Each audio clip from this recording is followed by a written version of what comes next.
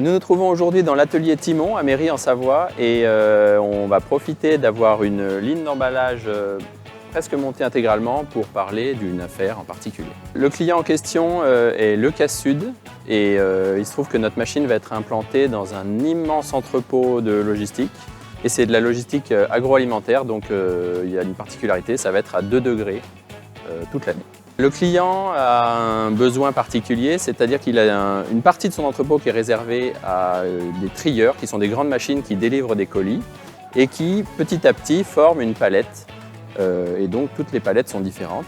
Et ensuite, nous, notre rôle, c'est de prendre la palette, de l'emballer et de l'amener à un autre endroit de l'entrepôt.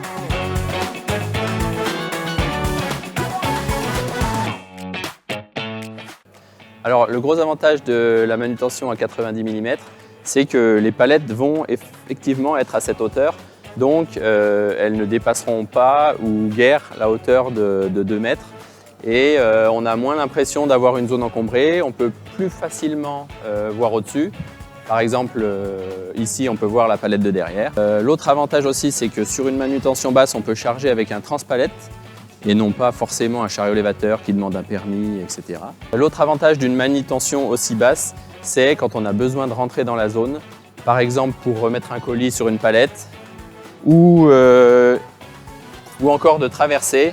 C'est quand même beaucoup plus facile que d'avoir une marche importante.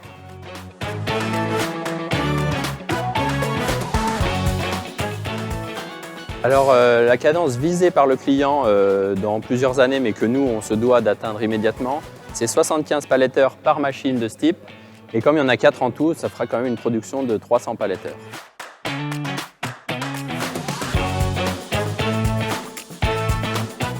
Toujours dans l'optique de faciliter le travail des opérateurs, on a réalisé pour cette affaire 4 lignes de banderolage rigoureusement identiques.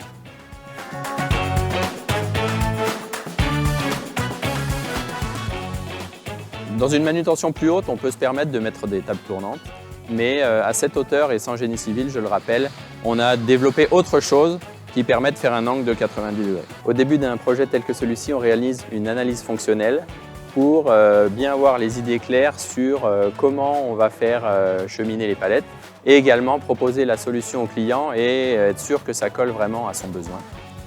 Donc en fonctionnement normal, une palette qui a un point d'entrée va toujours aller sur la même banderoleuse. Là où il y a un peu d'intelligence qui rentre dans le système, c'est lorsqu'une ligne de banderolage est déclarée indisponible. Il y a plusieurs raisons à ça. Soit l'opérateur la déclare indisponible, soit elle est à l'arrêt puisqu'on fait un changement de film, soit la ligne est en bourrage parce que personne n'a vidé les palettes en sortie.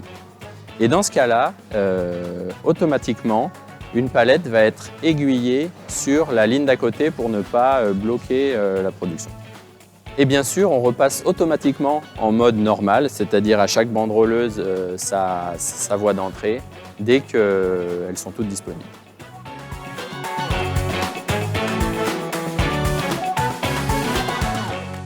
Plusieurs choses nous ont orientés vers un bras tournant pour cette installation. La première chose, c'est la hauteur de manutention. Avec une machine à table tournante, il faut nécessairement créer un génie civil. On ne peut pas se mettre à 90 mm du sol, alors que le bras tournant, lui, peut vraiment passer très près du sol. La seconde chose, pour des palettes qui peuvent paraître instables, notamment pour du picking, c'est que le bras tournant ne va pas mettre en mouvement la palette. C'est bien lui qui se déplace autour pour la banderoler.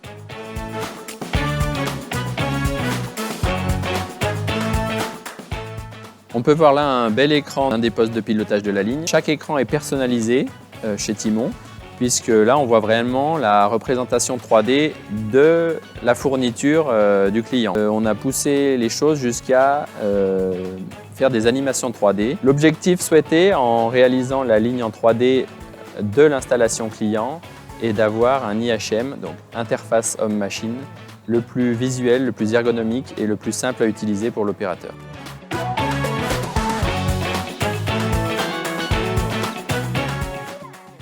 Bien conscient qu'il y a beaucoup d'opérateurs type sous-traitance ou intérimaires sur ce genre de ligne et qui peuvent ne pas avoir beaucoup de formation ou vraiment changer du jour au lendemain, on a essayé de vraiment faciliter l'ergonomie et mettre des indicateurs visuels ou de la signalétique pour les aider, notamment lors de la dépose des palettes et de la reprise des palettes. On a un barreau LED qui s'allume en vert et en rouge pour autoriser ou au contraire interdire l'opération.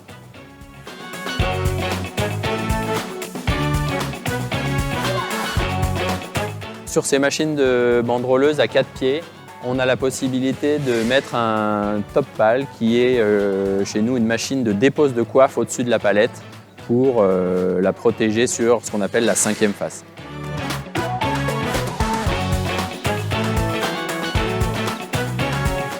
Pour une telle installation, 5 mois entre la prise de commande et la mise en route, c'est vraiment quelque chose de très rapide.